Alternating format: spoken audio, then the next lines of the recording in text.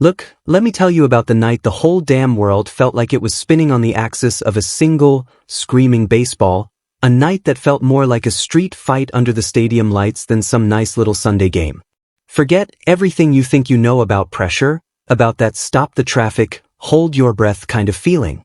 This was Game 7. World Series. You hear that? Game 7. And in LA, under the weight of a city that expects nothing less than victory, it wasn't just baseball being played, it was a cultural war. It was the Dodgers, the heartbeat of the West Coast, facing off against the boys from up north, the Toronto Blue Jays, the team that Drake was probably somewhere in a penthouse sweating over, which only made the stakes feel even higher because everybody knew who was running the soundtrack for the Dodgers. Kendrick Lamar. The air itself felt thick, not with fog, but with pure, uncut tension. You could practically chew it. Dodger Stadium, man, it was a beast that night. 70,000 people, standing room only, packed in tighter than a fresh verse, every single soul radiating a desperate, hungry energy. And in the middle of all that fire, all that noise, stood one man, Shohei Ohtani. Now, listen, Ohtani ain't just a player, he's a phenomenon, a legend whispered into existence. The man's a damn cheat code, a pitcher who throws fire and a hitter who smashes the leather off the ball. He was on the mound for Game 7, which tells you everything you need to know about the stakes. The Dodgers manager, Dave Roberts, he looked at the calendar, looked at the history books, and said, "Tonight, we don't hold back. Tonight, it's the monster or nothing." And the monster was Ohtani. The first 6 innings? Man, it was a clinic. Ohtani was dealing, throwing stuff that moved like it was controlled by a joystick. Fastball up, splitter down, a slider that looked like it died halfway to the plate. The Blue Jays hitters, they looked lost, swinging at shadows and air. It was a duel, a masterpiece of pitching precision. 0-0 on the board, the kind of score that lets the silence scream the loudest. Every pitch felt like a gunshot. The only music cutting through the heavy quiet was the rhythmic thump-thump of the stadium speakers between innings. And what was it? You already know. Kendrick Lamar. They played Not Like Us so loud you could feel the bass rattling your chest plate. That song, it wasn't just music anymore, it was the Dodgers' theme song, the anthem of a city, a direct jab at the whole Toronto-Drake connection. Every time that beat dropped, the crowd erupted, a tribal roar, a message sent clear across the continent. We are not the same. They're not like us. But listen, baseball's a cruel game, man. It's built on hope and designed to break hearts. We get to the top of the 7th. The Blue Jays finally get a little something going. A bloop single that drops like a curse, then a walk. 2 men on. Nobody out. Ohtani, who had been untouchable, starts looking human. The heat, the pressure, the sheer exhaustion of carrying a whole franchise on your back for 162 games, the playoffs, and now this, it was starting to show. He threw a fastball, a great fastball, up and in, but the ump called it a ball, a bad call, but you can't argue with the steel mask. Ohtani's face, usually so cool, so composed, you could see a flicker of pure rage in his eyes. He wiped his forehead, took a deep breath, and that's when the whole stadium went silent. Not a nervous quiet, but a you can hear the bats in the dugout quiet. It was terrifying. The Blue Jays slugger steps up.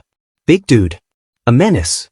This is the moment, right here, right now, that defines a season, maybe a career. Ohtani winds up. It's a slider, a nasty, sweeping thing. The slugger connects. The sound was like a car crash, sharp and final. The ball rockets, a white blur against the night sky, headed straight for the gap in right center field. It was gone. A 3-run bomb. The ultimate villain move. Just like that, the stadium felt like it had been punched in the gut. The silence was replaced by a low, guttural moan of disappointment from the Dodger faithful, followed by the mocking cheers of the small pocket of Toronto fans who had somehow made it into the building. 3-0 Blue Jays. The dynasty, the whole damn dream, suddenly looked like it was slipping into the dark ocean. Dave Roberts walks out to the mound. The walk felt like a funeral procession. The crowd, they know what's coming. The Ohtani experiment on the mound is over. He's done all he can. Ohtani, he doesn't argue. He just hands the ball over, his head down, a look of pure, agonizing defeat carved onto his face.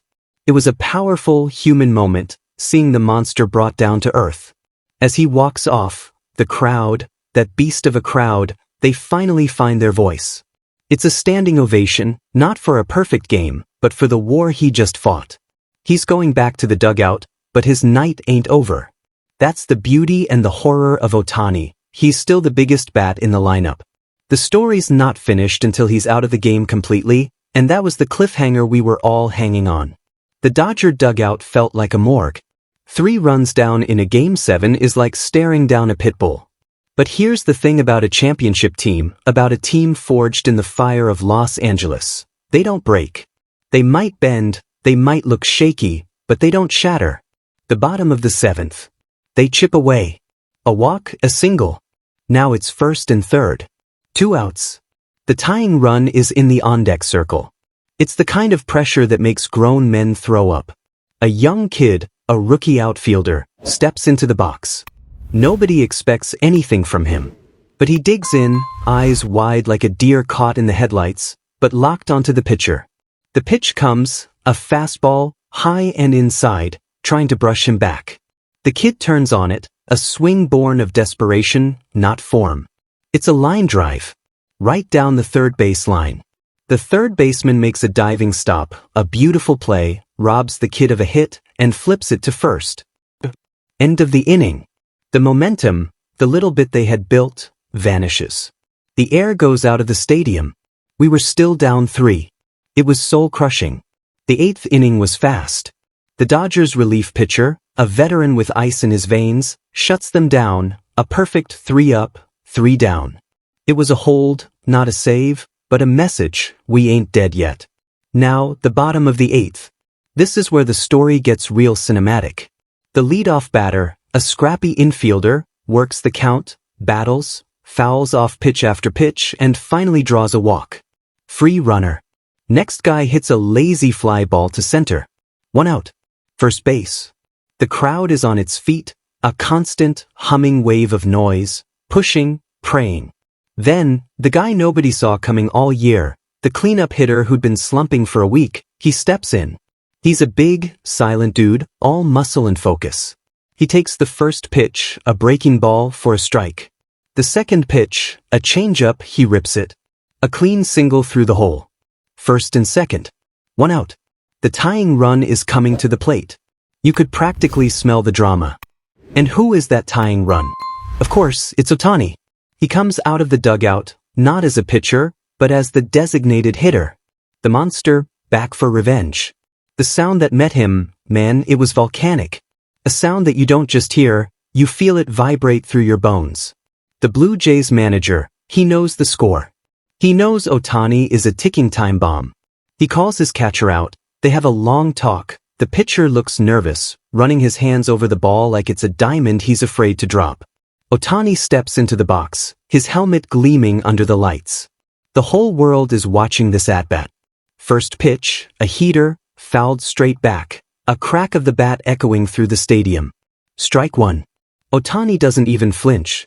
He just stares out at the pitcher, a predator calculating the kill. Second pitch, a low curveball, dirt. Ball 1. The tension is unbearable. People are actually weeping in the stands, they're so keyed up. The third pitch. The pitcher holds the ball, takes a breath, glances at first, then at second. He winds up. It's a slider, hung up and out over the plate, a mistake, a gift. Ohtani's swing is a symphony of raw, terrifying power. He connects with the kind of force that makes you wonder if the ball can survive it. It's not a line drive, it's a towering shot, a black shadow climbing higher and higher into the night. Center field is tracking it, running back, their face turned up to the lights. The ball hits the very top of the wall. Not out, not a home run by inches, but a double. Ricochets off the fence, and the runners are flying. The runner from second scores easily. The runner from first is chugging around third. He slides headfirst. 2-run score. Ohtani pulls up to second base, 2 RBIs, and the score is tied. 3-3. The entire stadium is a sea of jumping, screaming, pure adrenaline-fueled madness. It's a riot of joy, a release of all that built-up, terrifying pressure. The monster had awoken, and he was hungry. The rest of the eighth is a blur. The next batter strikes out, but the damage is done. The game is tied. We go to the ninth inning, 3-3. The Dodgers closer, a guy with a nasty beard and a 98-mile-per-hour cutter, comes in. He is pure ice. He strikes out the first batter. The second batter grounds out weakly to the shortstop. 2 outs. The final Blue Jay batter, the guy who hit the home run that almost buried us, steps up. This is the ultimate showdown. 2 men who have determined the fate of the game, facing off with everything on the line. The crowd is so loud, the sound is actually physically painful. The closer deals. Fastball, outside corner. Strike 1. The batter steps out, takes a deep breath. He knows what's coming. Second pitch. Cutter, off the plate. Ball 1. The next pitch, a nasty diving cutter. The batter swings, a desperate, lunging cut. Misses. Strike 2. 1 pitch away from extra innings. The count is 1-2. The closer sets. He throws the pitch, the final weapon, a 99-mile-per-hour fastball, right down the heart of the plate. The batter swings, late, a pathetic check swing that barely grazes the ball. Catcher snags it. The umpire's hand comes up. Strike 3. Inning over. Tie game. We're going to extra innings. The ultimate, heart-stopping, leave-you-gasping cliffhanger. The 10th inning starts, and the stadium is buzzing with a nervous, electric energy. The Blue Jays get a man on second after a single and a sacrifice bunt. It's all dicey, but the Dodgers' bullpen holds, getting a huge strikeout and a pop-up. No damage. The bottom of the 10th, now this is the real deal. No more second chances. The leadoff hitter, a veteran, flies out to deep left. 1 out.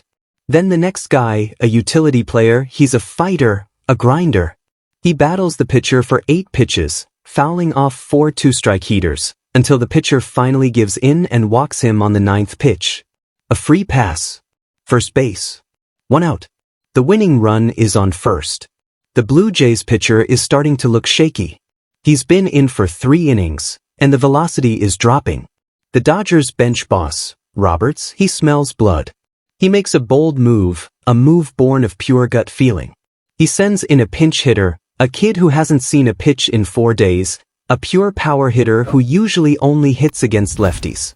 But the pitcher is a righty. It's a gamble, a desperate roll of the dice in the biggest moment of the year. The crowd loves it, the audacity of the move, the sheer balls it takes. The kid walks up to the plate, the winning run on first. He steps in, adjusts his batting gloves, and stares down the pitcher. The first pitch is a fastball, a little low. Ball 1. The crowd is a frenzy now. They're standing, screaming for a home run, a walk-off blast that will end the pain. Second pitch, a nasty breaking ball that snaps off the table. Strike 1. The pitcher is visibly tired, his shoulders slumped. He knows he's one mistake away from losing the World Series. He gets the sign. Winds up. The pitch is a fastball, right down the middle, a desperate, fat pitch hanging there like a ripe piece of fruit. The kid doesn't miss it. The swing is short, violent, perfect. The crack of the bat is definitive, a sound that says gone before the ball is even halfway to the fence. The ball is a missile, a screaming shot toward right field. The right fielder just turns and watches. He doesn't even move. He knows. The ball clears the wall by a good 10 feet, a majestic, soaring shot that looks like it's still climbing as it disappears into the blackness beyond the bullpen. Walk-off. Game 7. World Series. Dodgers win. The explosion of noise is unimaginable. It's not just cheering, it's a release, an ecstasy, a city celebrating. The stadium is a strobe light of camera flashes, a kaleidoscope of blue and white. The pinch hitter is mobbed at home plate, a pile of jubilant Dodgers surrounding the man who just became a legend. Ohtani, who started the drama, is right there in the middle of the pile, jumping higher than anyone, his face a picture of pure, unadulterated relief and joy. He fought the whole war, and now he gets to celebrate the victory. As the players run onto the field, the stadium speakers don't wait for the official celebration. They blast it one last time, a glorious, final, triumphant roar, not like us.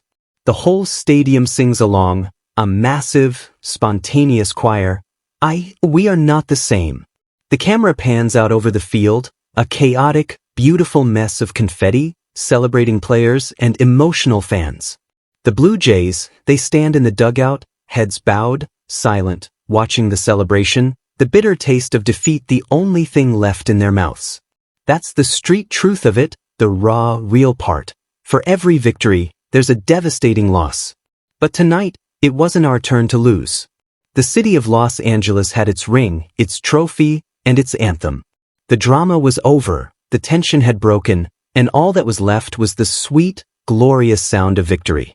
It felt like a movie, but it was real life, baby, the wildest, juiciest story you'll ever hear, and the only music playing over the credits was the sound of a dynasty being cemented and a city screaming for Kendrick. The question now wasn't if they were going to celebrate, but how long the celebration would last, and if anyone on this planet could stop this team from doing it all over again next year. Could anybody? Honestly, looking at Ohtani holding that trophy, standing taller than life, it felt like the answer was a simple, resounding no. The story was over, but the reign had just begun. That's the real hook, the real danger in this whole thing. The Dodgers are just getting started. And the streets, they know it. They feel it. You could see it in the way the lights hit the confetti, like diamond dust falling on a new empire. You see, the music, the beef, the tension, it all came down to a single swing in the 10th inning of Game 7. And the right person delivered.